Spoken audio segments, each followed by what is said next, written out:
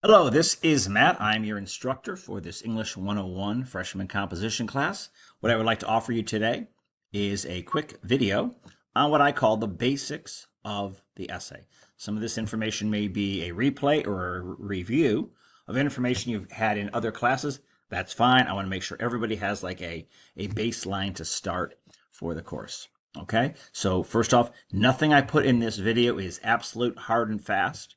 It's more like guidelines, okay? But it's very valuable for all the essays you're going to write. And this applies for an essay that is 3 pages, 33 pages, 333 pages, though we're not going to be writing that in this class, okay? So let's take a look. So the basics of all expository, that's another fancy word for essay writing, is that unlike in a diary or creative writing, every sentence in an essay fulfills at least one of the following two objectives. You're either making a point or supporting a point. Some sentences do both. A lot of sentences do both. But basically, that implies that everything in the essay needs to be united, moving towards a central idea. Okay? So let's suppose I had a point I wanted to make with my essay. It's here, my number one. I need to exercise self-discipline or self-control in order for my life to be successful. Okay? I need to support that. Okay? That is something I need to defend or explain why or how in my essay. So I would have to have this number two idea. I try to use self-discipline as a student, as an athlete, and as a family member. That is what we call a plan of development. We'll talk about those in a second. Okay, so let's jump into the structures of the essay, the pieces that usually work in an essay. Any essay has to have an opening paragraph. Okay? We're probably talking about, for most essays for this class, a 5-paragraph essay. That is not mandatory. Sometimes people have 4, sometimes people have 6 or 7, depending on how well they want to develop it, but that's like a general idea. An opening paragraph needs to have 3 elements. It needs to have opening remarks, a thesis statement, and a plan of development. Some people call opening remarks, they call them introductory remarks. Some teachers call them a hook. Fine, doesn't matter. Okay? Some teachers call a thesis statement like the central idea or the governing idea of the essay. Doesn't really matter. I'm using kind of more the traditional terms. And a plan of development, some teachers call them an outline or a plan of action or a structure or a roadmap. Doesn't matter. Let's look at each one of those elements briefly. Okay? So, sometimes people make the mistake of thinking, well, I'm writing for the instructor. I don't need to get his attention because he has to read this and he's going to read this. Don't think of it that way. That makes your essay kind of bland. It kind of flattens your writing down, makes it not very exciting. Assume, for the sake of argument, that you need to get your reader's attention. Okay? So that means you need to have some kind of opening remark or hook or attention getter, whatever that is. Okay? So I underline that word necessary. All right? Now, I said it's 3 to 5 sentences on average. That is an average. None of the numbers in this PowerPoint or in this video are mandatory. They are more like guidelines. Okay? So think of it, you want to make the reader interested in the essay in some way. There's some ways that are weak, some ways that are not so good, some ways that are better.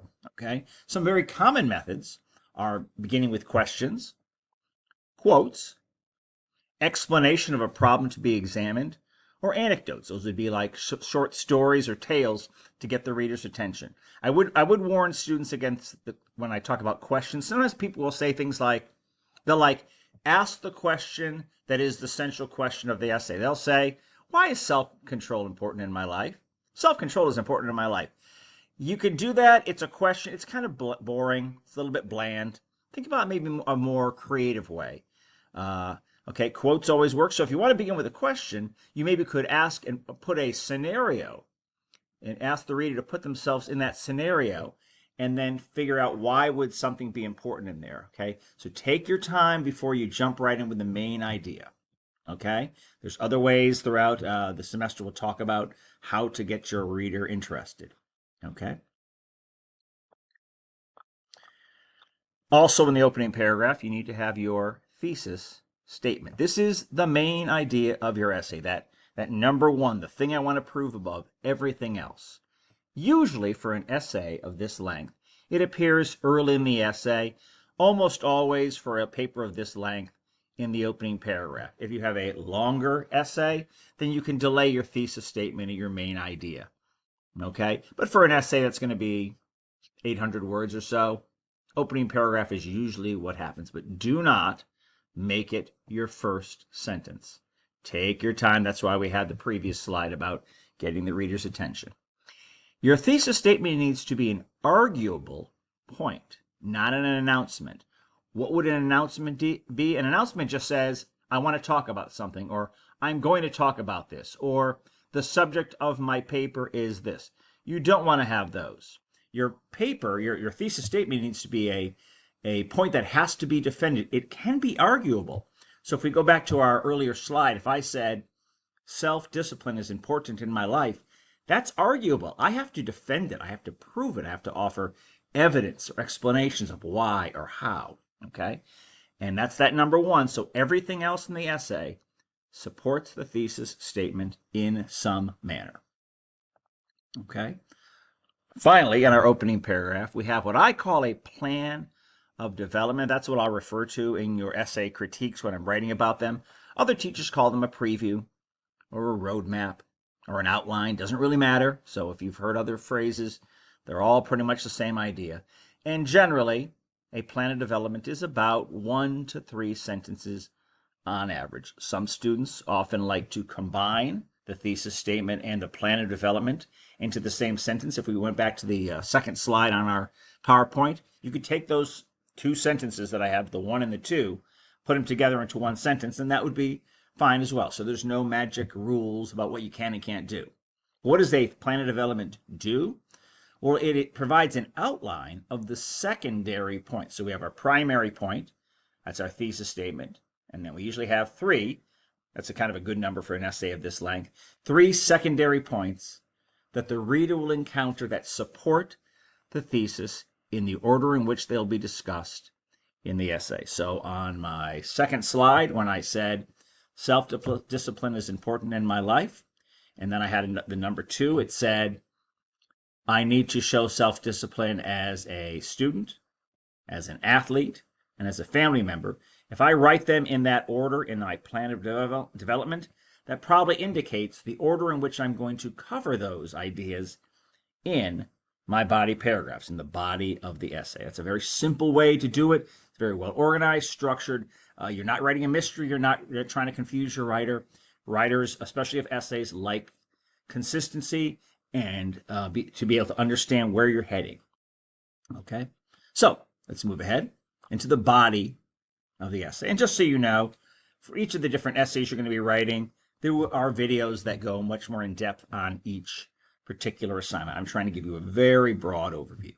Okay, supporting or body paragraphs generally for a college level essay average about 9 to 12 sentences.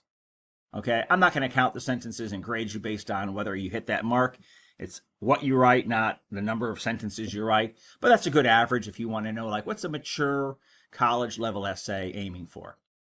Okay, and as I said, the body paragraphs or supporting paragraphs should follow the order of the subjects listed in the plan of development. So if I said self-discipline as a student, as an athlete, and as a family member, that probably means the order in which I'm going to cover them in the body paragraphs. Most body paragraphs have a topic sentence near the beginning that supports or mentions the thesis. It does not have to be the first sentence, but often it is near the beginning because, once again, you're not really writing a mystery, and you want your reader to know where are you headed. Now, as you become more creative or fluent in writing, a little bit more comfortable, sometimes students can move those topic sentences throughout the paragraph. That's okay. If you're not sure at the beginning, start with it very early on. Okay? And just like with a thesis statement, a topic sentence needs to state an arguable point. It should not be an announcement. So you would not want to have a topic sentence that says, now I'm going to talk about self-discipline as a student. That's just announcing. Doesn't have any attitude or doesn't have an arguable point. Because if you said, I'm going to talk about something, all you have to do is do it, and then you've fulfilled your mission. It's really kind of weak and unstructured. If I have a topic sentence like this, I have improved as a student when I have practiced self-control. I need not need to show examples or details from my own life, specific examples that show this, either my failures to show self-control and how it hurt me as a student, or times I've exercised self-control and it has helped me as a student. So I want to make sure the body of the paragraphs support the topic sentence supports the thesis statement. Okay.